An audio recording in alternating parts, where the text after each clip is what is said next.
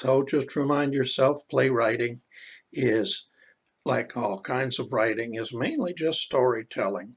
And that makes it sound easy. It's not easy because you want to tell a story that that's compelling, or at least keeps the audience's interest.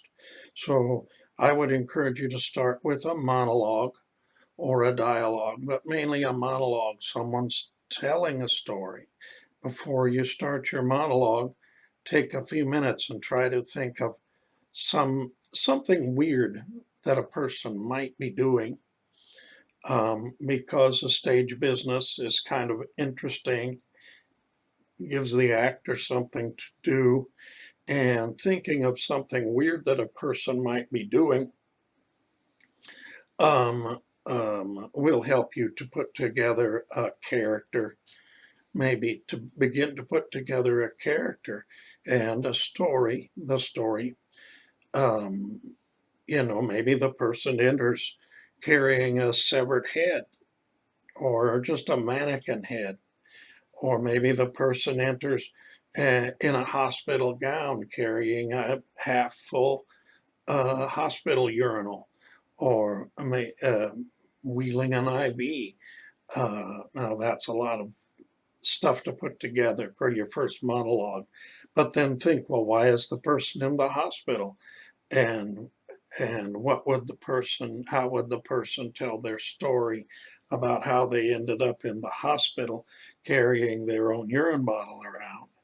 Um, or, like I say, something interesting. But mainly, the monologue, if it's a good story, doesn't necessarily require any stage business. Um,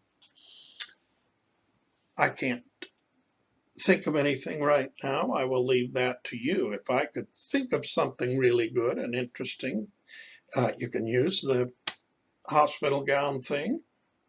I haven't copyrighted that. What would the person in the hospital gown say?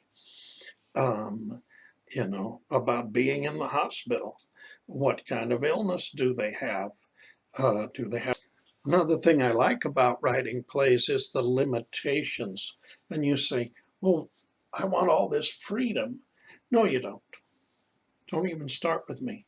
Don't even start with me. See how I can crook my finger?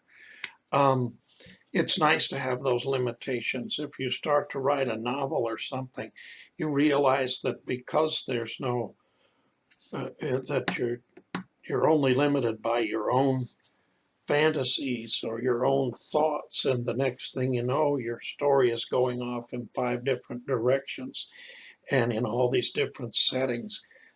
One of the beauties of the theater is that you have some limitations of time and you have some limitations of the space. And that's actually good, because otherwise sometimes my mind would spin out of control with all the freedom. There are conventions to any form of writing, and the conventions are the expectations that the audience or the reader brings to the work, brings to your writing. So audiences expect theater to be a little more bizarre and imaginative than a regular television sitcom. Keep in mind that the theater has a different reality than television or movies. And when you watch plays, and it is good to go and watch plays, when you watch plays, um, try to recognize, what makes that play different than a television program. When I think of the conventions of writing, and say writing for the theater, writing plays, think about the painter, the artist who you don't start out doing, I don't believe artists start out doing abstracts and throwing globs of paint at the canvas. I think a lot of painters probably start out doing, practicing their skills, doing still lives, or doing seascapes, whatever, building their skills, and sticking to the conventions, whatever they are, of painting. Later, when they become considered a genius, they can throw their own feces at the canvas and sell it for $1 million. But at first, they're working on their basic skills. And to me, a very important convention to me of a good play is conflict. Um, you want the play to have a conflict that engages the audience. The audience wants to know, how's this going to turn out? And then hopefully it has some kind of resolution at the end. Um, Again, this is conventions of the theater. And going way back, Aristotle, or I think it was Aristotle, had the three conventions of theater, which were what he called the unities of time, place, and action, I think. And the idea is that there's a story that might be 20 years, that might occur over the lives of people over 20 years. It's really annoying to me to see a play that starts out with the birth of someone and ends 20 years later with the death of someone, and this tiresome progression. Though sometimes writers get away with that, movies get away with that.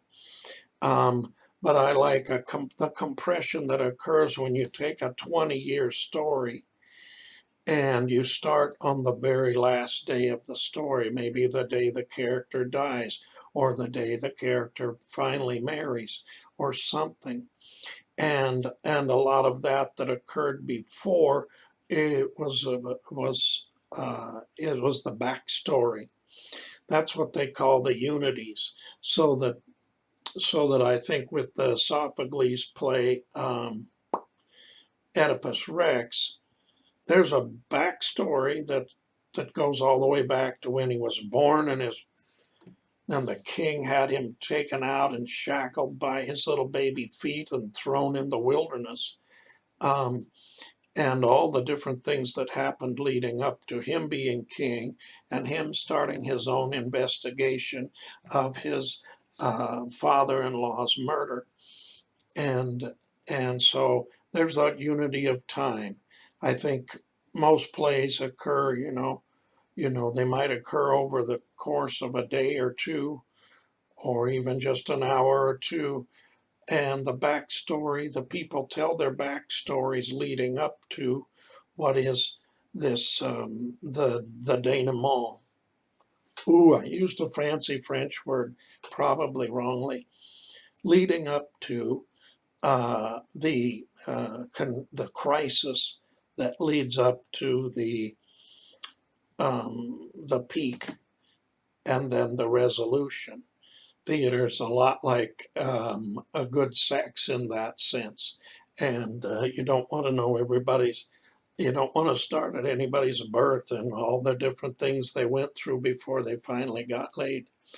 You want you want things to occur in a short period of time, and anything you want the audience to know about that person's backstory, that person can tell. Okay,